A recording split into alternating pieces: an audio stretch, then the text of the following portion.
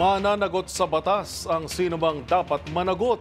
Ito ang babala ni Migrant Workers Secretary Hans Leo Kakdak matapos maling bangkay ng kababayan nating OFW na si Jenny Alvarado ang nakauwi sa kanyang pamilya.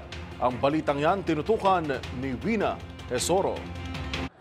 Tiniyak ng Department of Migrant Workers na papanagutin sa batas ang nasa likod ng maling bangkay na natanggap ng pamilya ng OFW na si Jenny Alvarado.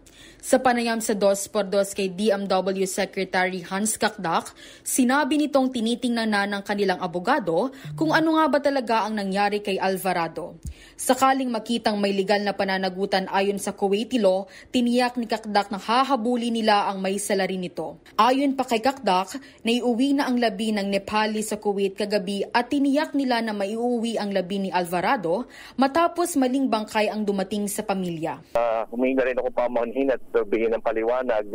Sa ngayon, hindi pa kasi kumpleto ang detalye. Pero ang paliwanag so far is yung service provider kasi nagbigay rin ako ng direktiba na madaliin ng pag-uwi.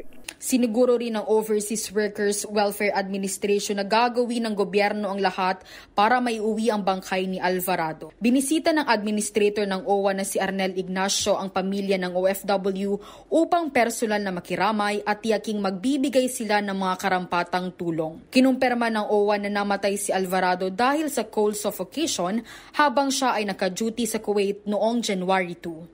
Para sa MBC TV Network News, ito si Wina Esoro ng DZRH, una sa Pilipinas, una sa Pilipino.